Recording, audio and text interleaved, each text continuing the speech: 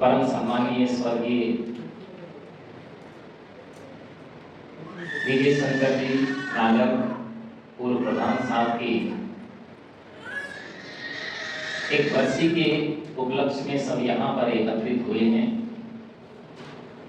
और उनकी यादों में उनके सुपुत्र नवीन जी हैं, नितिन जी और उनकी माता श्री नितिन जी की माँ की ओर से सत्संग का आयोजन यहाँ पर रखा गया है।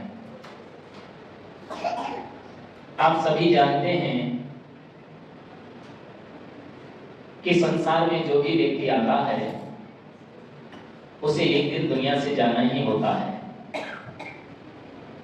लेकिन कुछ लोग होते हैं जिनको कुछ लोग जानते हैं, लेकिन कुछ समाज के इतने अच्छे काम कर जाते हैं तो उनको तमाम सारे दुनिया के लोग भी पहचानते हैं। विजय शंकर जी नागर जी का जीवन बहुत ही सात्विक प्रवृत्ति का रहा और बड़े सरल स्वभाव का रहे, साथ साथ में उनका जीवन उदार प्रवृत्ति का रहा। कोई भी गरीब, कोई भी दुखी उनके पास में आ जाता तो मैंने देखा है कि प्राय वो उसकी मदद करने में कभी हिचकिचाते नहीं थे, उदारता से उसकी मदद कर दिया करते थे। और इसीलिए लोग आज भी उनको याद करते हैं और ऐसा लगता है कि गांव में सूनापन महसूस होता है, भले उनको एक वर्ष गुजर गया। आप सब जानते हैं कि जीवन में जो भी आता है उसे एक दिन तो जाना ही होता है। इसलिए कबीर साहब ने कहा है कि आया है सो जाएगा, राजा रंग फकीर, एक सिंहासन चढ़ चले एक बांधा जात जंजीर। मनुष्य का जीवन इतना अच्छा होना चाहिए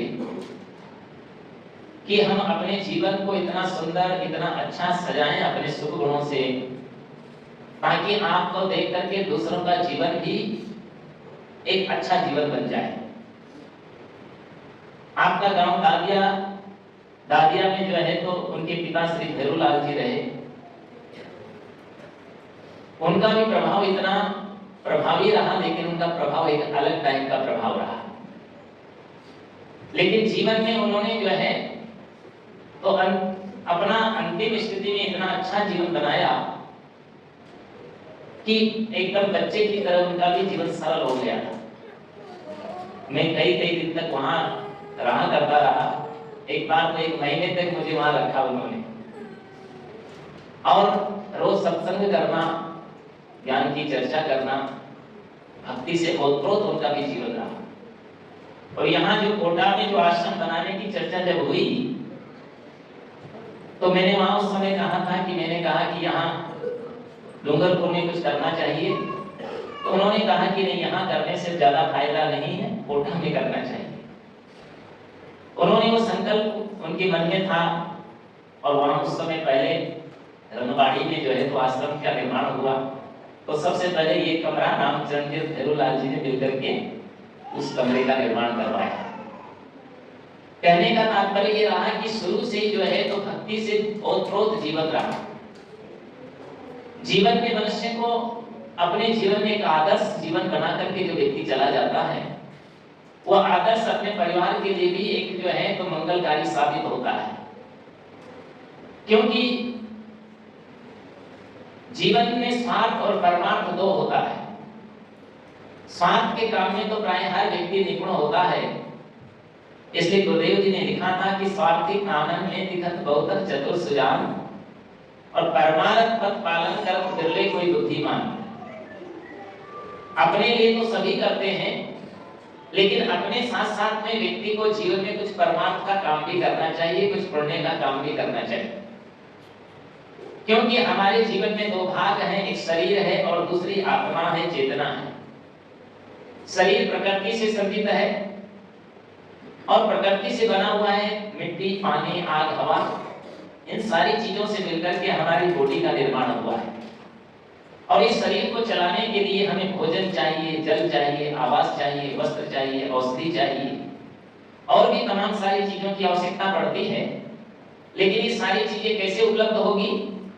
ये पुरुषार्थ करने से प्राप्त होती है। पुरुषार्थ करने से हमें अर्थ की प्राप्ति होती है, और अर्थ से जो है तो हम ये सारी चीजें प्राप्त कर सकते हैं। लेकिन जिन लोगों का जीवन सत्संग में नहीं है, भक्ति में नहीं है, ज्ञान से ओतप्रोत नहीं है, वो अर्थ पाकर के भी उस अर्थ से परमार्थ को नहीं कर पाते हैं, उसे अनर्थ करने का काम करने लगते हैं। अनर्थ का मतलब होता है उस अर्थ को से जो है तो कोई जो है तो शराब पीने लगता है, कोई जुआ खेलने लगता है, कोई हिंसात्मक खान पान करने लगता है, कोई दुष्प्रवृत्तियों से जकड़ जाता है, और उसका पूरा जीवन जो है तो विकृत हो जाता है, क्योंकि वो जो है तो उसकी पारमार्थिक बुद्धि नहीं रह जाती है, तो अर्थ पाकर के उससे फिर व्यक्ति अनर्थ करने लगता है। इसलिए घर का कोई भी मुखिया हो, घर का कोई भी व्यक्ति हो, उसको ये अच्छी तरह से समझ लेना चाहिए कि हम जैसा करते हैं वैसे बाद में उसके परिवार के सदस्य भी वैसी प्रेरणा पाकर के वैसा करना शुरू करते हैं। इसलिए घर में रहने वाले सदस्यों को अपने जीवन को, अपना जीवन को अच्छा बनाना चाहिए। कैसे प्रेरणा मिलती है, जैसे उदाहरण के तौर पर आप समझें कि एक छोटा सा बालक था, तो उसने जो है तो छोटी सी एक साइकिल उसके दादाजी ने उसके लिए ला करके दिया था। साइकिल ला करके दिया तो कुछ दिन के बाद जो है तो एक साल के बाद वो साइकिल जो है तो पुरानी हो गई, और जब साइकिल पुरानी हो जाती है तो जब वो बच्चा चलाता था तो साइकिल आवाज करती थी, उसकी चेन आवाज करने लगी।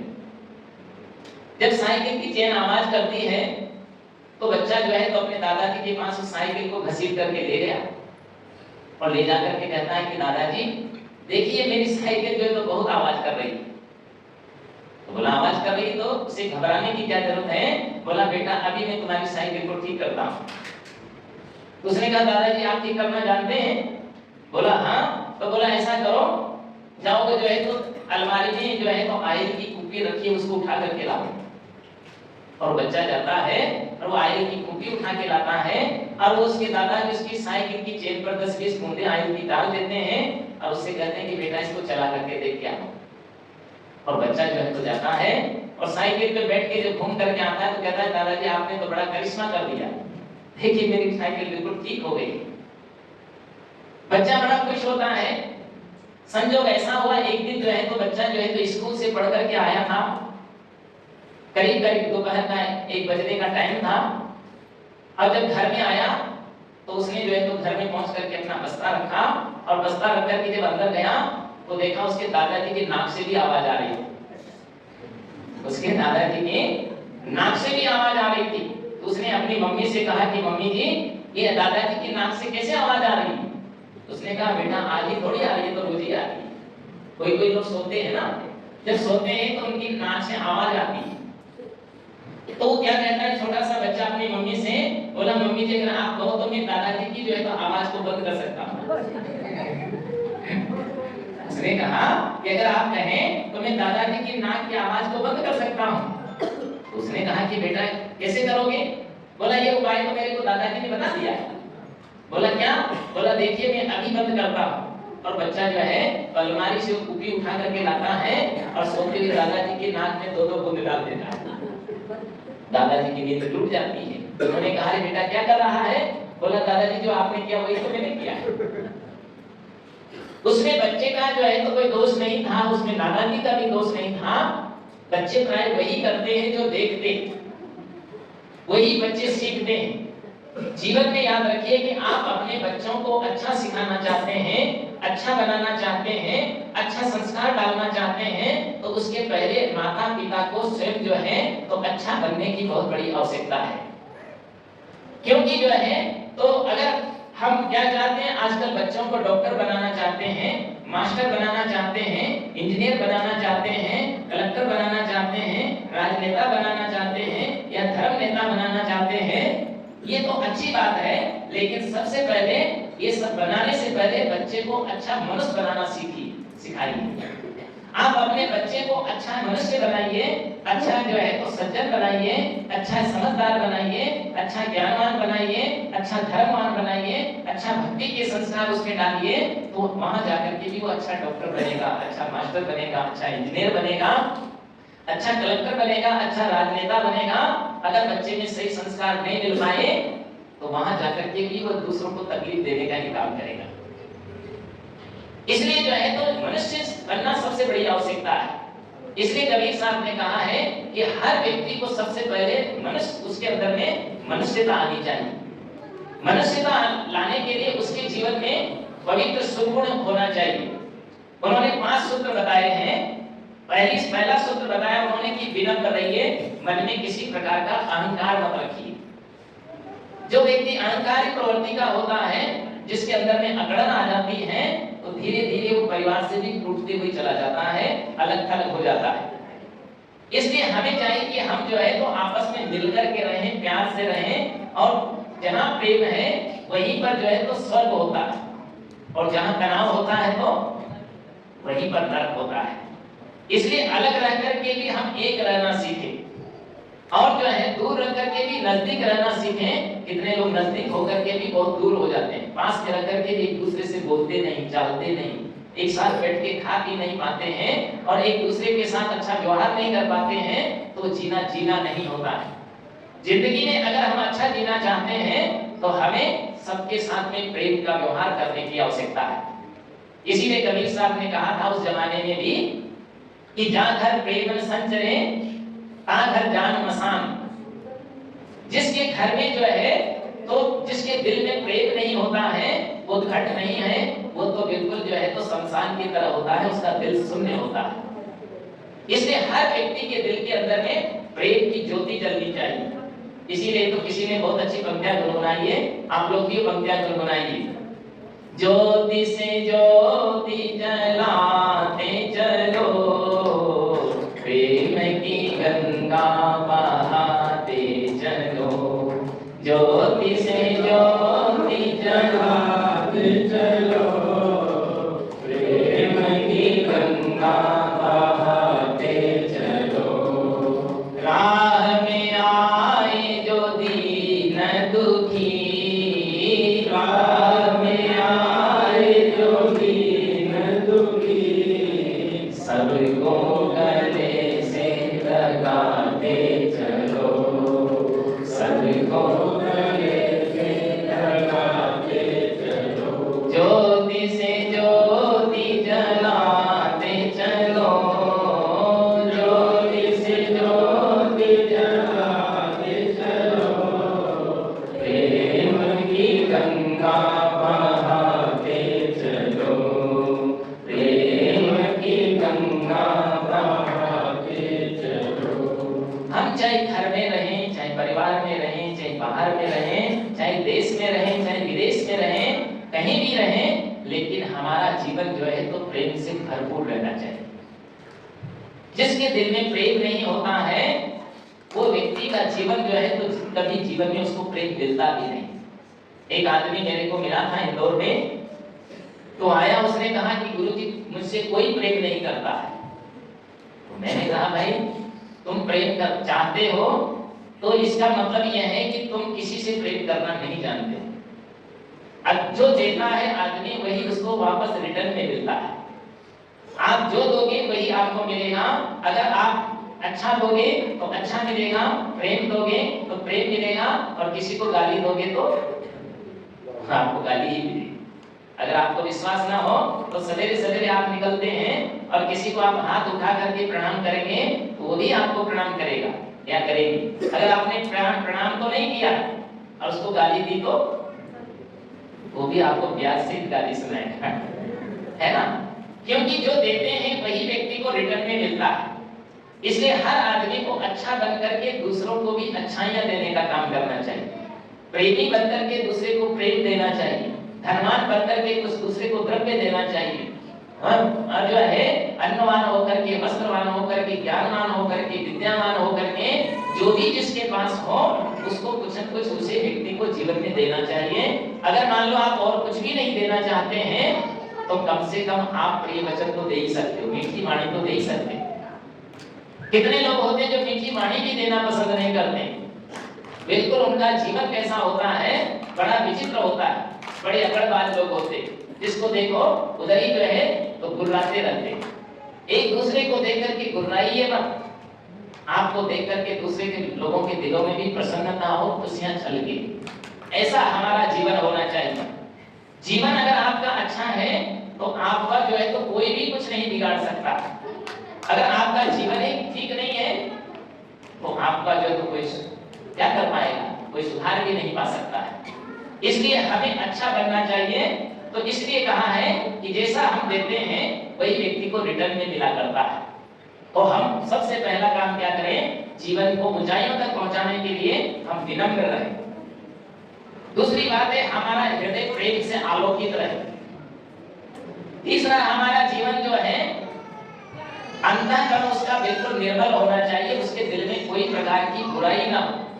अगर आप अपने अपने दिल को टटोलें और उसके लिए क्या करें, आप थोड़ा थोड़ा ध्यान करें और ध्यान करें जब बैठें तो आप अपने दिल की बुराइयों को देखें कि हमारे अंदर भी क्या क्या कमियां हैं और उन कमियों को हमें दिल से निकालने का भी मन में संकल्प बनाना चाहिए। अभी मैं जहां दोसा में था तो एक पटेल जी का लड़का मेरे पास आया, तो वो जो है तो सबसे अलग हट करके जब मैं वहां बैठा हुआ था तो आया, उसने कहा गुरुजी मेरे में एक बहुत बड़ी बुराई की है। तो मैंने कहा तुमको ही बुराई लगती तो तुम क्यों नहीं छोड़ पाते? तो बोला मेरे को जो है तो ये लगा कि ये बुराई है लेकिन मैं फिर भी उसको छोड़ नहीं पा रहा। तो मैंने कहा भाई क्या बुराई है? तो बोला मेरे को गुटखा खाने की आदत लग गई है ना, अभी नवयुवक ही है और बोला गुटखा खाने की आदत लग गई और मेरी पत्नी भी मेरे से परेशान है कि तुम गुटखा खाते हो इसलिए तुम्हारे मुख में दुर्गंध आती है, दूर रहो। तो मैं बहुत परेशान हूँ। तो मैंने कहा तुम्हारा मन क्या कहता है? बोला मैं भी इसको छोड़ना ही चाहता हूँ तो आपको ही दे देना चाहता हूँ। तो मैंने कहा नहीं गिराया तुमको गुटखा देने के लिए। फिर भी मैंने कहा तुम्हारी बहुत अच्छी सोच है और अच्छी दृष्टिकोण तुम्हारे दिल में आज पैदा हुई है, तो जो है तो तुम ये जो है तो आज हम ही को दे दो। अब उस बच्चे ने जो है तो हिम्मत करके और वो जो है तो बोला आज से मैं इस चीज को नहीं खाऊंगा लेकिन मुझे याद आएगी तो क्या करूंगा। फिर मैंने उसको तरीका बताया, जैसे मान लीजिए कहीं आपको पानी रोकना है नदी का या नहर का या नाले का, तो क्या करते हैं उसको रोकने के लिए बांध बनाना पड़ता है। लेकिन बांध अगर कच्चा होता है और जो है तो ठीक नहीं होता है तो टूट करके पानी निकल जाता है। लेकिन अगर मजबूत बांध होता है तो पानी भी उसको तोड़ नहीं पाता, लेकिन उसके साथ साथ उसमें से पानी ज्यादा भरने पर उसको निकालने का भी एक रास्ता बनाना पड़ता है। तो मैंने कहा जो है तो तुमको जो है तो मैं एक तरीका बताता हूँ, रास्ता बताता हूँ। जब भी तुमको गुटखे की याद आए तो तुम अपने मुख में अदरक सेक करके नमक में और उसको अपने मुंह में रख लेना, तो ठीक जो है तो तुम्हारा उससे तुम छुटकारा पा जाओगे। उसका अभी फोन आया था, वो कहता है गुरुजी अब मुझे याद ही नहीं आती। अब उसकी पत्नी तो इतनी खुश हो गई कि बोला गुरुजी आपने पता नहीं इनको क्या दे दिया जो बिल्कुल ठीक हो गए। देवियां भी जो है तो बच्चे जो है पति अगर गड़बड़ करते हैं तो उससे नारियां भी परेशान होती हैं। जीवन में याद रखिए अपने साथी को भी आप खुश रखना सीखिए। जिस कारण से उनको तकलीफ हो, परेशानी हो, तो वैसा व्यवहार आप उनके साथ में नहीं करें। तो पहले जीवन में याद रखना है कि हमारा आहार भी शुद्ध होना चाहिए। श्री कृष्ण कहते हैं युक्त आहार विहार से युक्त चेष्टस्य कर्मसु युक्त स्वप्न बोधस्य योगी योगो भवति दुःखः। इसलिए आहार शुद्ध सत्व शुद्धि, हमारा आहार भी शुद्ध होना चाहिए। अगर आहार शुद्ध रहेगा तो हमारा विचार भी शुद्ध रहेगा, विचार शुद्ध रहेगा तो हमारा व्यवहार भी शुद्ध रहेगा, व्यवहार शुद्ध रहेगा तो घर में खुशहाली रहेगी, मन में भी प्रसन्नता रहेगी। इसलिए जीवन में हमें याद रखना चाहिए कि हम भी खुश रहें और दूसरों को भी खुशियां बांटने का हमें जीवन में काम करना चाहिए। कितने लोग होते हैं जो अनावश्यक ही दूसरों को तकलीफ देने का काम करते हैं। किसी की प्रगति है, किसी का विकास है, किसी की उन्नति है, जो शिखर पर पहुंचना चाह रहा है, तो लोग उसकी मदद तो नहीं करते हैं और उसको वापस गिराने की कोशिश करते हैं। लेकिन ऐसा भाव नहीं। हर व्यक्ति का हृदय विशाल होना चाहिए, बड़ा होना चाहिए कि हर व्यक्ति बड़ा बनने का काम करे और उसकी जरूरत पड़े तो हम एक दूसरे की मदद भी करें। जो मदद करना है उसी को लोगों ने देवता कहा है। इस मनुष्य जीवन में ही देखो जो है देवता और देवियां ये मनुष्य जीवन में ही पाई गई। आपने देखा है जितने भी देवता हुए वो सब मनुष्य के रूप में ही हुए और जितनी देवियां हुई हैं वो भी मनुष्य के रूप में ही हुई, कोई जानवर के रूप में नहीं हुई। लेकिन याद रखिए उन्होंने अपने जीवन को कंट्रोल किया है और दूसरों की भलाई में लगाने का काम किया है। हम भी अपने जीवन में दूसरे की भलाई का काम भी करें। इसलिए जो है तो खुद खुश रहना और दूसरों में खुशियां बांटना। दूसरी बात ये रही, तो पहला विनम्र रहना, दूसरा प्रेम को बांटना, तीसरा अपने दिल को, अपने अंतःकरण को साफ रखना, मन में कोई प्रकार का कचरा न रखें।